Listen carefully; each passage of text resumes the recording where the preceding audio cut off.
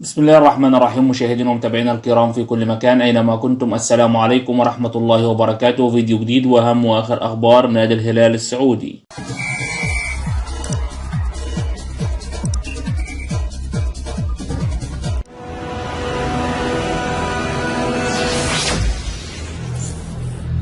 شهدت الساعات الأخيرة تحولا مفاجئا في موعد مباراة نادي الهلال ونادي الوحدة، والتي كان من المقرر إقامتها يوم الجمعة في تمام الساعة 9 مساء بتوقيت مكة المكرمة. ونشر الإعلام الرياضي عبد الرحمن أبو عود إلى عدم التعديل على موعد مباراة الهلال، حيث أكد عبر حسابه الرسمي أنه لن يتم تعديل موعد مباراة الهلال والوحدة، وسيستمر توقيتها كما هو محدد في تمام الساعة 9 مساء، لارتباط ذلك بحقوق نقل المباراة للعديد من القنوات العالمية والأجنبية. ولكن أكدت صحيفة الشرق الأوسط عن الإعلامي خالد الشنيف أنه أكد تعديل الرابطة ميعاد لقاء الهلال والوحدة بشكل رسمي، وبموجب القرار الجديد سيتم تقديم موعد مباراة الهلال والوحدة إلى الساعة 6 من مساء يوم غدا الجمعة على ملعب الأمير فيصل بن فهد في العاصمة السعودية الرياض. وكان هناك حالة من الغضب بين جماهير الهلال والوحدة بسبب تعارض موعد المباراة مع موعد مباراة الاتحاد في كأس العالم للأندية، ويأتي قرار الرابطة لتلبية مطالب الجماهير وضمان حضور أكبر عدد ممكن من الجماهير لمباراة الهلال والوحدة. هذا ومن المتوقع أن يساهم هذا القرار في زيادة الإقبال على حضور مباراة الهلال والوحدة، حيث سيكون التوقيت الجديد أكثر ملائمة للجماهير. يستمر الحديث بشأن مستقبل صفقات نادي الهلال خلال صفقات يناير القادمة، حيث تستهدف إدارة نادي الهلال إيجاد لاعب بديلا للمصاب نيمار الذي يغيب حتى نهاية الموسم. وحسب التقارير الألمانية الواردة مؤخرا، بات الألماني سيرجي جنابري نجم بايرن ميونخ الألماني مرشحا لمغادرة الفريق في الوقت القريب.